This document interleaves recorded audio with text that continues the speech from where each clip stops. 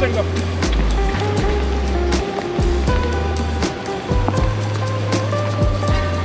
So it is working nicely.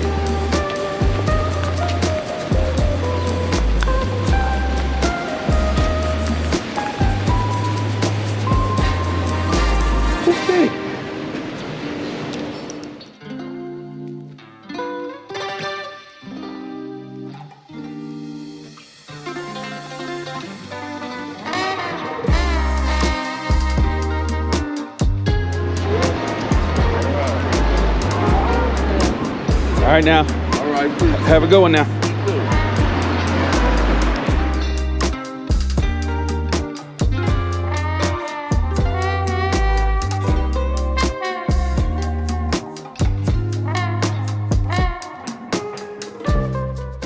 Well guys, welcome back to the channel. I'm glad I can finally get out, as I said, and get back to getting out, just shooting, getting some street photography in. And Ann Arbor, Michigan never ceases to disappoint me and provide me with opportunities. But it's extra special today because I'm out with my M7 that I got back from repair from the New Jersey from Leica, and I have to say I'm pretty excited about what I had done to this.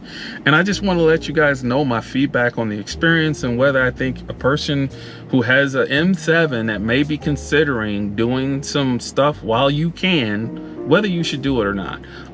So first things first, you know, when I got this camera, I got it at a really good price, and of course that always means there could be some things that are wrong with it that they don't want to fix, previous user, previous owner, whatever, right?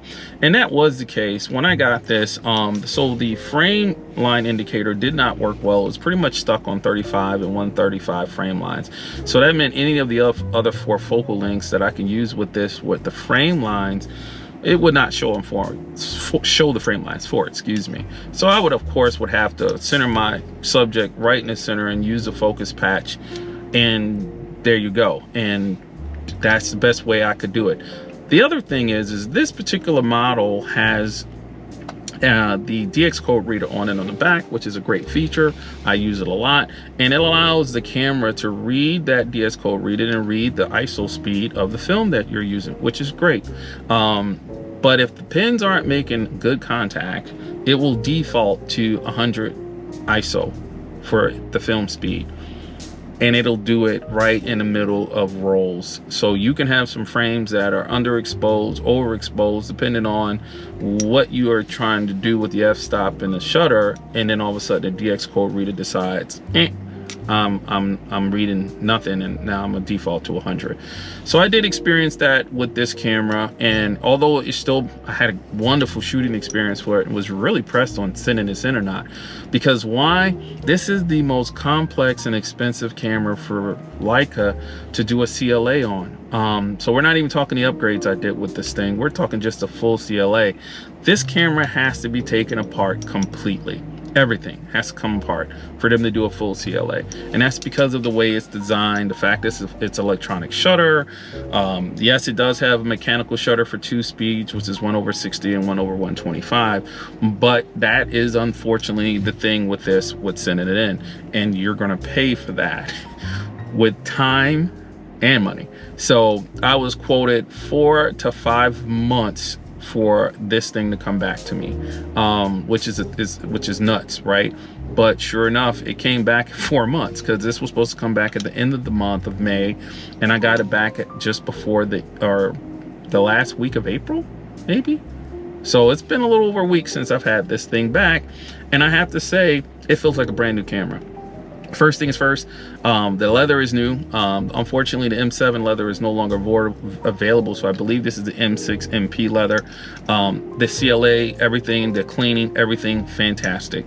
The DX code reader upgrade was worth it. Why? Because now it uses kind of a sensor setup, no pins, and it is a lot. So far, it is very accurate. I've had no issues with turning this camera on while I'm looking through the viewfinder and see that it is reading the canister correctly, and it just continues to read the canister correctly while I'm shooting, which is well worth the upgrade. But what is the other thing I did? Because I know I want to keep this camera forever, especially for what I got paid and all the work done and what I paid for the camera. This camera still is under what I see on a lot of online sites for M7 silver. particularly with the upgrades I did. I still paid less, which is, I think, crazy because of how the Leica can't, well, stuff in general has raised in price because of tariffs and things like that in the US. So, but because of that though, I wanted to make sure that I wanted to treat myself to something I know I want to keep around to be probably passed on to my kids, right? My sons. And I decided to go with the MP viewfinder upgrade. Now, if you don't know what that is, I found out about that watching one of Matt Day's old videos about him taking his, or sending his M6 in for servicing, and he went with an MP viewfinder upgrade, taking out the M6 that he had in his M6. So what did that do? Well, the MP viewfinder, I believe, has coatings on it, something like that, where it cuts the glare coming into that viewfinder big time. And I have an MP, and I noticed that difference between shooting it and shooting the M7, that at times, especially with the other issues this thing was having with the frame selector, that it would wash out the patch. I wouldn't have the right frame lines because of the selector issue. And I sometimes had some misfocus and so forth, where with the MP, never had any issues with light coming in directly or off to the side into that viewfinder. So that also has been worth the upgrade.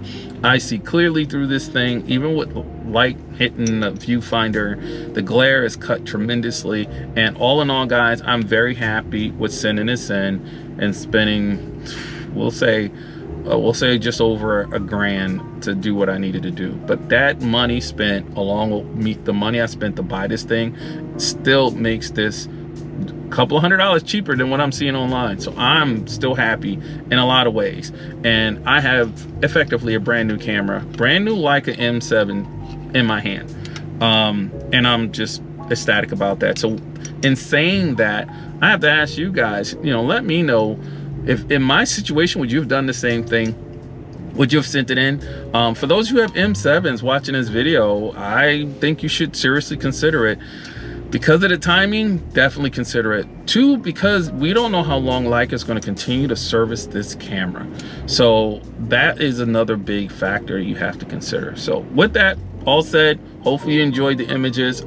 I'll put some more images I shot. I think I shot 3 rolls through this thing. I'll show the other 2 rolls at the end. Right now, Cinestill 400D is in this thing. So you're, of course, seeing this, but I'm about to take this roll to the camera store so I can get it developed and, yeah, continue to have fun with my technically brand new M7. All right, guys, see you on the next video.